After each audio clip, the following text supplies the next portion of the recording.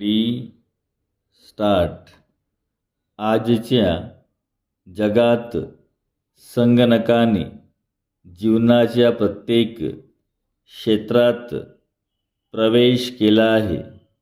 बहुतेक सर्व मोठ्या कारखान्यात उत्पादनाची योग्य आखणी करण्यासाठी कच्च्या मालाचा पुरवठा योग्य रीतीने होतो की नाही हे ठरविण्यासाठी संगणक वापरला जातो. उद्योग क्षेत्रात, बँकांमध्ये, शेअर बाजारात संगणकाशिवाय पान हालत नाही. विमानाचा मार्ग संगणक निश्चित करतो.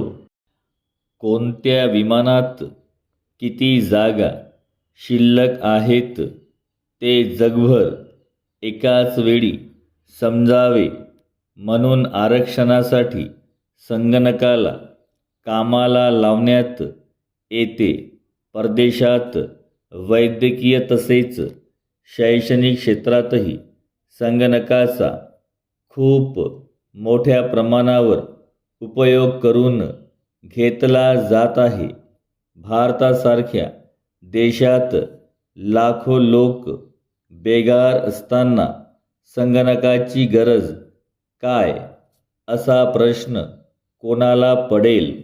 जी कामे सहज करता येतात व जी फार लवकर करण्याची गरज नाही ती कामे संगणकावर सोपविणे आपल्या देशात योग्य ठरणार नाही यात वादच नाही. परिच्छेद. या प्रश्नाला दुसरी एक बाजू आहे. प्रत्येक क्षेत्रामध्ये संगणकाच्या वापरामुळे उत्पादनामध्ये वाढ झाल्याने नवीन रोजगार उपलब्ध होऊ शकेल.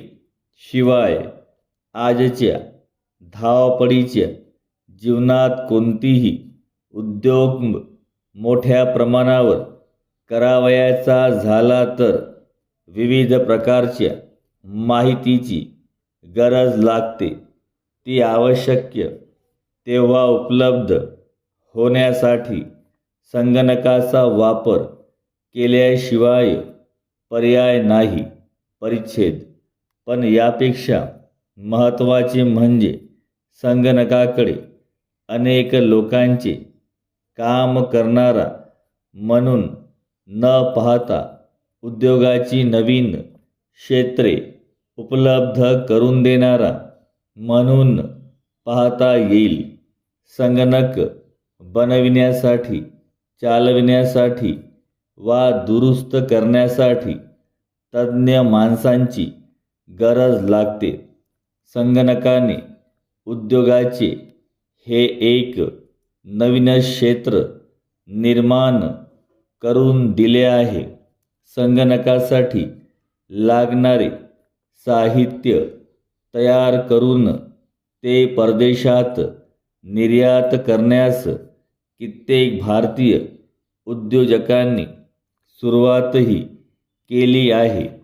त्यातून भरपूर परकीय चलन मिळते.